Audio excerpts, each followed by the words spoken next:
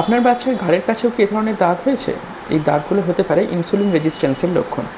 Insulin resistance কি, ছোট কথা একটু জেনে নেওয়া যাক। আপনার বাচ্চার শরীরে ইনসুলিন হরমোন গ্লুকোজের মাত্রা কমিয়ে রাখতে সাহায্য করে, এবং এই ইনসুলিন হরমোন থেকেও যদি কাজ না করতে পারে সেই অবস্থাটাকে আমরা বলি ইনসুলিন রেজিস্ট্যান্স। ইনসুলিন রেজিস্ট্যান্স হয় যদি আপনার বাচ্চার শরীরে অত্যধিক মেদ অথবা চর্বি জমে থাকে, তাহলে ইনসুলিন নিজের জায়গায় ঠিকঠাকভাবে কাজ করতে পারে না। ম্যালনিউট্রিশনের দুটো দিক আছে, একটা হচ্ছে আন্ডার নিউট্রিশন, একটা হচ্ছে ওভার নিউট্রিশন। আন্ডার নিউট্রিশন নিয়ে কথা বলার যেমন দরকার আছে, ওভার নিউট্রিশন নিয়ে কথা বলারও সময় এসেছে। এই ইনসুলিন রেজিস্ট্যান্স নিয়ে আমরা আলোচনা করছি কেন?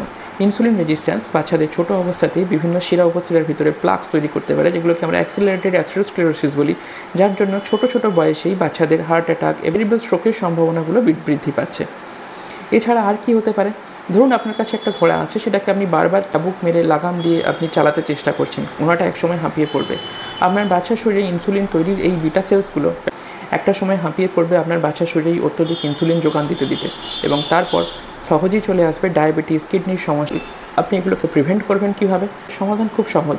একটা হচ্ছে ইনপুট কমানো, দুই হচ্ছে আউটপুট বাড়ানো। আপনার বাচ্চা যে এক্সেস পরিমাণ কার্বোহাইড্রেটস খাচ্ছে সেগুলোকে একটু কমান, লাগাম দিন।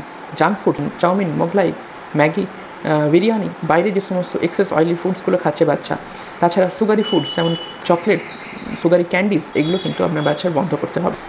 আর আউটপুট বাড়ানোর দিকে নজর দিন। বাচ্চা সারাদিনে মোবাইলে ডুবে থাকছে, বাচ্চা কম্পিউটারে ডুবে থাকছে, টিভিতে ডুবে থাকছে, এগুলো করলে হবে না। বাচ্চার শরীরে অ্যাডিকুয়েট এক্সারসাইজ দিন, যাতে এক্সারসাইজের মাধ্যমে আমাদের শরীরের কার্বোহাইড্রেটগুলো খরচ হয়।